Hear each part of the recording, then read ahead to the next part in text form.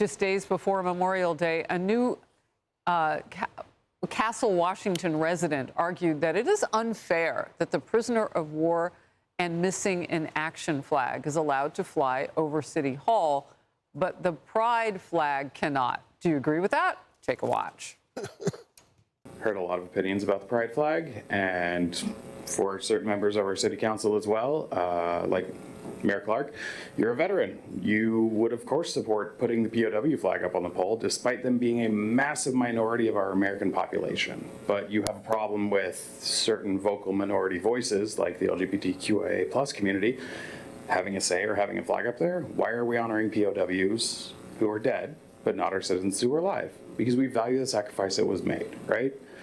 We have citizens that are alive today that are suffering, and they're asking for help, and they're feeling ignored. So how can we say that we're going to be welcoming and supporting and a loving city when we're turning a blind eye to that? Why are we having such a big fight over a flag? Who is being harmed by the flag being up? I don't think anyone is.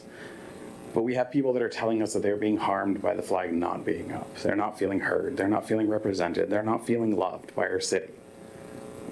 Why? Why is this such a continual issue for this? People keep bringing religion into this. People keep bringing political opinions into this.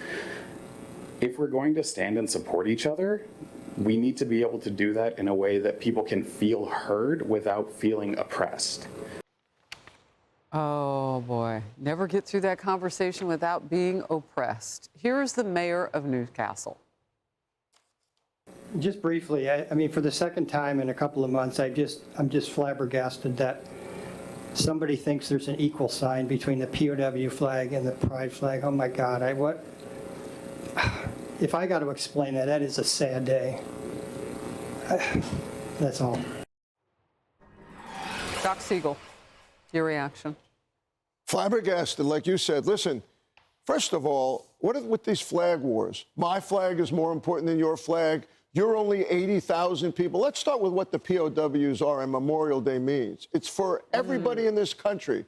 You grew up in a military family. My father, by the way, is 101 and a U.S. Navy veteran from World War II. World War II protected and defended this country from obliteration by the Nazis. What are we talking about here? We can't have one day per year where we raise the flag, the POW flag, of course. The MIA POW flag, of course. And Pride Month, I don't even want to get into that. That's not till next month. So that's June. So what is this flag wars going on? My flag, your flag.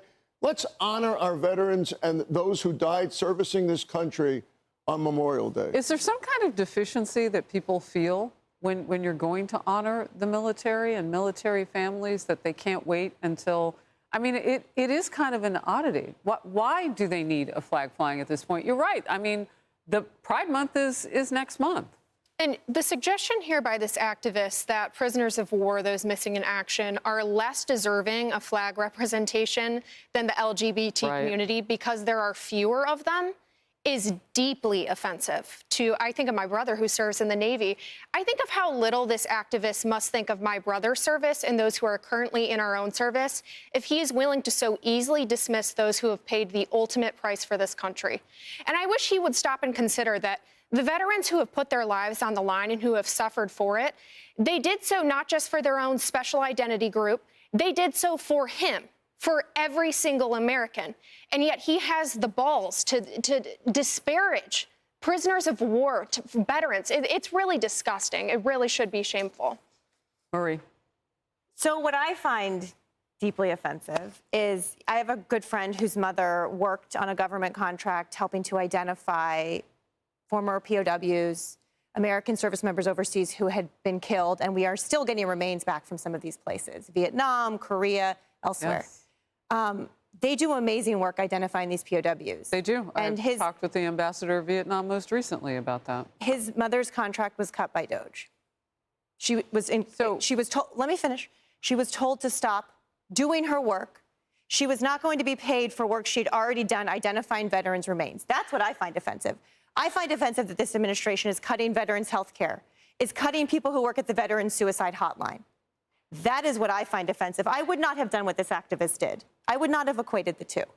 But when I get offended ahead of this Memorial Day, and I have family members who served, I was at the CIA, I worked with a lot of veterans, that's what offends me. What this administration is doing to veterans' care, the fact that POWs represented by that flag are not being identified today because of DOGE cuts that Elon Musk put in place. But that entire program has not been wiped away, and that's what you're making it sound like. No, I'm telling the story of one person. I told the story of one person. What they are looking for is fraud and misuse of funds. This woman wasn't committing fraud. She was identifying one person. Yeah, and I'm telling her story. And let her know what the ambassador to Vietnam is. And I'm telling her story ahead of this Memorial Day because it's important. Let me share the story of another person, a man I met outside of a Trump rally.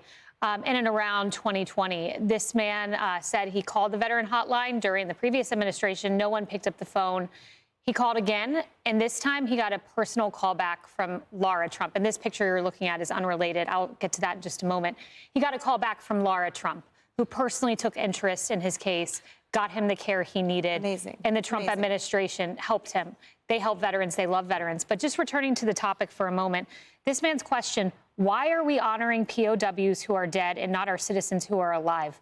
What a thing to say. Let me tell you why we honor these individuals. I was at an event, a Christian speaking event, and a couple came up to me, Paul and Nanette, and they handed me a coin. And I looked down at the coin, and what I saw was what you are seeing on your screen now. Paul W. Zanowick II, corporal, lost his life in Afghanistan, left behind a toddler boy who's now much older. He died in 2011. Why we honor these people? John 15:13, greater love has no man than this, than someone who lays down his life for his friend.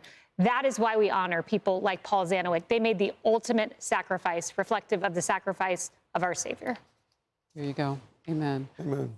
I'm baffled by why you chose one friend's particular financial situation. We'll chat later.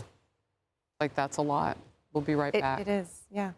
Hey everyone, I'm Emily Campagno. Catch me and my co-hosts Harris Faulkner and Kaylee McEnany on Outnumbered every weekday at 12 p.m. Eastern, or set your DVR. Also, don't forget to subscribe to the Fox News YouTube page for daily highlights.